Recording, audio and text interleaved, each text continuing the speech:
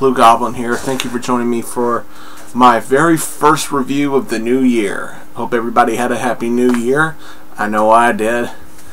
Welcome to my review for the first week of January 2012. And I made a promise. See that, Chris? I told you I was going to wear it on my first comic book review back, and I'm a man of my word. I got 5 books to review here. Hope y'all didn't miss me too much. So without further ado, let's hear something from the greatest goblin that ever reviewed a comic book. Let's start things off with the only Marvel, Uncanny XMen number 4. Now, okay, I'll be a man and admit I've been hating on the X-Men a lot here lately, with a few exceptions here and there. But here, Gillen, Peterson, and Ponsor, they do a really decent job with Uncanny X-Men here. This is probably one of the best issues of Uncanny X-Men that I have read in a very long time. Very nice. I was pleasantly surprised. It's a nice done-in-one story featuring the Phalanx, and it's good to see some old school characters back again. And the fight between Scott's team and the Phalanx is done really well. This is a very solid issue of Uncanny X-Men, but the one thing that hurts it, and it hurts it really bad, is Colossus. Marvel, you're getting one of these for what you're doing to Colossus, because in this issue there's a particular panel, and this one little panel pisses me off. It states that the Juggernaut doesn't need, Colossus doesn't need the Juggernaut power. He wants it. So in this one little panel, it's established Colossus has become fully addicted to the Juggernaut power. He's now, figuratively, a drug addict. Fuck you, Marvel. Now, if he were to say something along the line of, maybe he would tell Ileana or somebody going, hey, look, Scott told us to hit it with everything we got. I'd rather be safe than sorry. I'm not going to take any chances. If he were to say something like that, then it would have been fine. This book would have been really good if he had said something like that. But the fact that he says he wants to be the Juggernaut now, it's like, when is Colossus ever going to rely on his own strength? When is he ever going to fight for himself? And now it seems like almost literally any fight he gets in, he turns on the Juggernaut powers without hesitation. That's just wrong. And I hate that. I really hate that. So again, fuck you, Marvel. And this could have been a damn good read. It's only pretty good. Alright, let's move along. Static Shock number 5. Yeah. Listen, y'all know me. I'm brutally honest, right? I'm done with this. I'm done with Static Shock. This did hardly anything for me. Now, I know I praised the first couple issues. I know that. But now that I've gone back, I actually went back and skimmed through these first 5 issues of Static Shock, and I've got to say, 5 issues in a row of nothing but 5 straight issues in a row of nothing but That's not enough for me to stick to a series, especially a series that I've never been really loyal to in the past. Now, I love the character of Static. I love it. I loved the cartoon, but this just isn't working for me. I mean, Static is, when I look at his quips during his fights, I just think of Peter Parker. And Scott McDaniel's artwork, I know I praised it for Detective Comics, and I know I might have sort of praised it when I started reviewing Static Shock, but the more I look at it, the more I hate it. It's like, I know Static Shock was a popular cartoon, you know, back in the day, but this artwork's just too cartoony. Some of it looks really sloppy. Some of it just looks so distorted, it's almost comical. And the fact that it's more or less 5 issues of the same thing. Static, the villains go after Static, Static fights him, and then he goes home. Rinse, lather, repeat. Rinse, lather, repeat. And now they're bringing in the old school damsel in distress card, and it's not enough. This series just isn't flying with me. 5 issues of nothing but I'm sorry, DC, but I'm officially dropping that series. I'm sorry. And what's really, really sad, that was one of the series I was looking forward to the most before the relaunch happened. And that's what makes it even more disappointing. Static Shock was, in my opinion, the worst series I have read out of the New 52. And that hurts. That hurts me as a reader. Ugh. Moving on. Justice League International number 5. This wasn't that great either. Now, remember back when I reviewed issue 4 and I said, excuse me, that it ended on a very old school type of cliffhanger, and it was so old school it was awesome. Well, that's because it left me eager. It left me wanting so much more to read the conclusion of the story.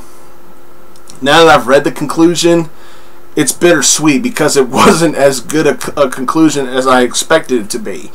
It's more or less even more old school than the cliffhanger of the last issue was. This conclusion was more of an, ah shit, I'll get you next time, Justice League.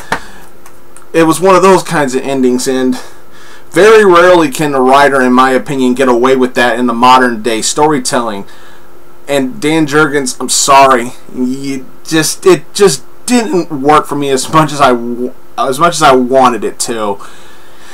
And I really want to stick behind this particular series because the first couple issues were really good. The third and fourth weren't as good as the first two, but they were still good enough for me to stick with it. And this one, I loved the dialogue between the characters, primarily between Guy Gardner and Booster Gold. I liked that. But I'm convinced Godiva is worthless. Worthless. Even the characters in this book poke fun of how worthless of a hero Godiva really is. Even the villain makes a crack going, hair? Really? That's your weapon? Hair?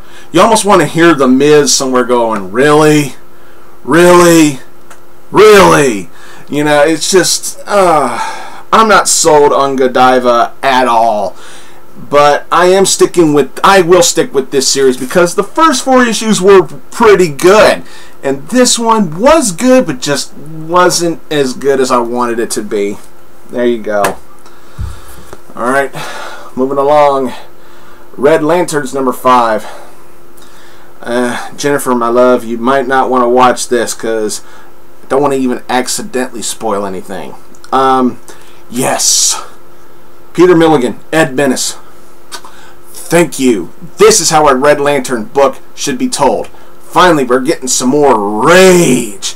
You know, earlier in the series, I was worried about seeing signs of compassion from the Red Lantern Corps. And that was really starting to frighten me.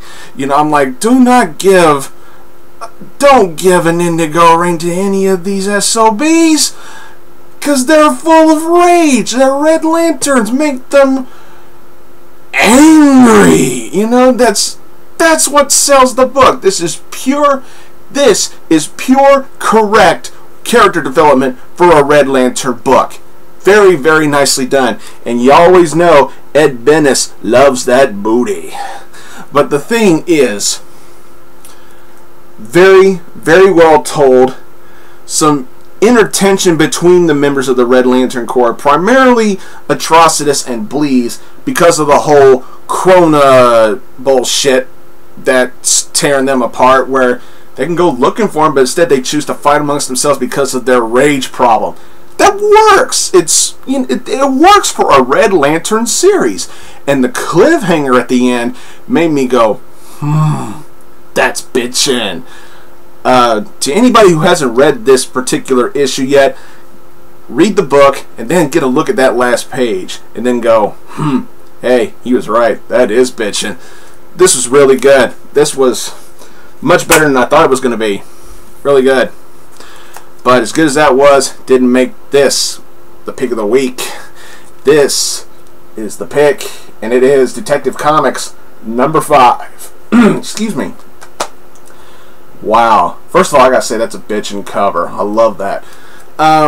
Tony Daniel, his writing and his artwork, it's really good. Dark and gritty, like a Batman book should be. Like I know I sound like a broken record. A really nutso sort of protest for the Joker in Gotham City, and you know Gotham City is notorious for nutso, so it fits and it works for me. Dark storytelling at some of its best this year. Well, not this year, for this run. Excuse me. Why did I say year? But yeah. My only minor little nitpick, and it's overlookable. It's overlookable. It's a split in half 2-story book. The first story is, of course, dealing with the return of the Penguin, and it's nice. It is really nice. The second story is, in my opinion, a little bit better than the first story. It involves the son of a longtime Batman rival. Now, I'm not going to give anything away, and I'm not going to give away who helps him. And the artwork, it seems even a little more darker, and it seems a little more rougher. And the storytelling, it fits really well. Some of the dialogue may not match the darkness of the artwork and the storytelling, but for what it is, this was fantastic. Like I've said, these past few years, now is a really good time to be a fan of Batman. This was awesome. I will be a man, and I'll admit I did not expect this to be as good as it was. I actually read this twice. You know, I read it. This was one of the first books I read, and once I read all the other stuff, plus the stuff that I had left over from 2 weeks ago, then I read this again, and I'm loving it. Do yourselves a favor. Jump on board with Detective Comics. If you haven't done it yet, it's not too late. If you have to get the first story in trade, go right ahead. This was awesome. Alright. That's all I got for this week, everybody. Don't forget to subscribe. I want to get some more subscribers. Crack the quadruple digits. Follow me on Twitter and Tumblr, please. Please. Oh, I also want to plug another reviewer, DJ Maximus on Tumblr. He does some pretty snazzy comic book reviews as well. They're written form, but I think they're really good, and I think he does a really good job with that, so check him out. Thanks again for watching, everybody. Until next time, I'll see you later.